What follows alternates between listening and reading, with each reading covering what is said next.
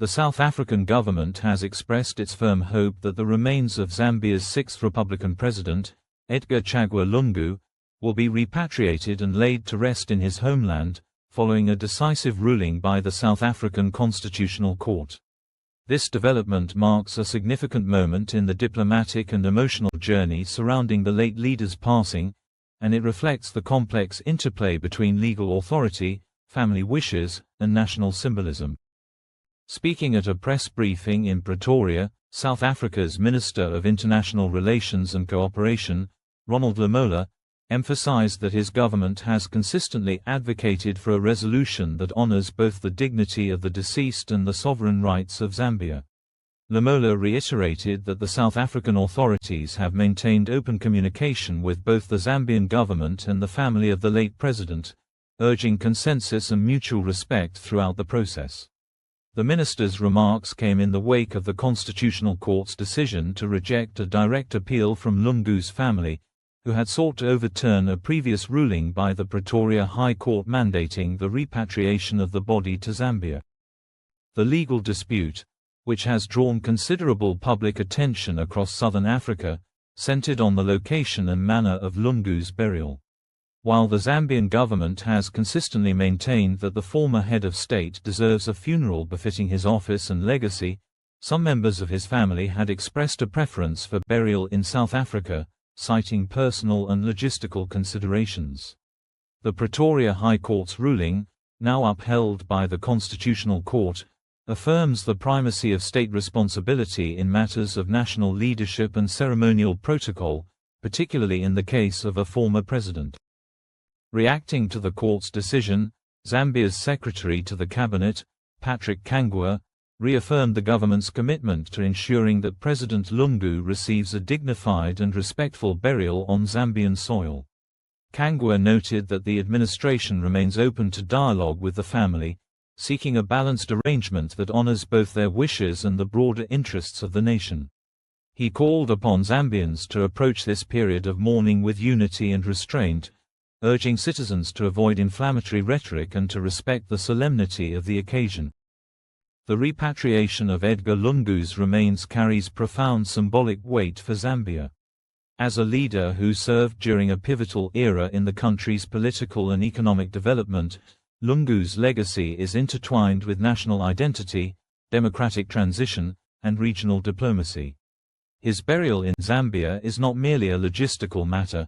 It is a reaffirmation of the country's historical continuity and its reverence for the institutions of state. From a legal perspective, the case underscores the jurisdictional boundaries between personal autonomy and state prerogative. While families have the right to mourn and honor their loved ones in accordance with cultural and personal beliefs, the burial of a former head of state involves considerations that transcend individual preference. The Constitutional Court's ruling reinforces the principle that national figures, particularly those who have held the highest office, are subject to ceremonial protocols that reflect the public stature and the expectations of the citizenry.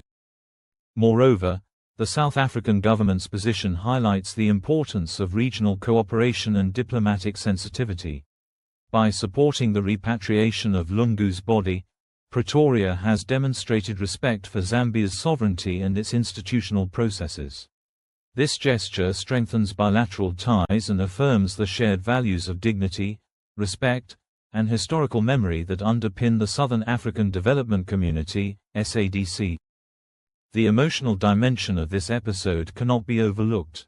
For many Zambians, the death of Edgar Lungu evokes a complex mixture of grief, reflection, and national pride. His presidency was marked by both achievements and controversies, and his passing invites a broader conversation about leadership, legacy, and the evolving narrative of Zambian democracy.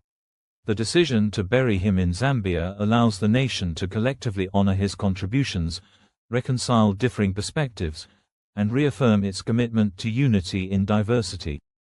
In the realm of media and public discourse, the story has generated significant engagement, with citizens, commentators, and political figures weighing in on the implications of the court ruling. The coverage has highlighted the delicate balance between legal authority and emotional resonance, illustrating how state decisions intersect with personal grief and public sentiment. For journalists and analysts, the case offers a rich terrain for exploring themes of governance, constitutionalism, and the symbolic power of national rituals. From a historical standpoint, the burial of national leaders has often served as a moment of reflection and renewal. In Zambia, the funerals of past presidents have been occasions for national mourning, civic education, and political recalibration. The repatriation and burial of Edgar Lungu will likely follow this tradition, offering an opportunity for citizens to engage with the country's recent history and to envision its future trajectory. The logistical preparations for the burial are expected to involve coordination between multiple government agencies, religious institutions, and civil society organizations. Protocols will be established to ensure that the ceremony reflects the solemnity of the occasion and the stature of the deceased. Security arrangements, public participation, and media coverage will be carefully managed to uphold the dignity of the event and to facilitate national unity. In conclusion, the South African government's hope that Edgar Lungu will be buried back home in Zambia reflects a convergence of legal, diplomatic, and emotional considerations. The Constitutional Court's ruling provides clarity and finality, enabling the Zambian government to proceed with arrangements that honor the former president's legacy. As the nation prepares to lay one of its leaders to rest, the moment invites reflection on the meaning of leadership, the responsibilities of state, and the enduring power of national memory.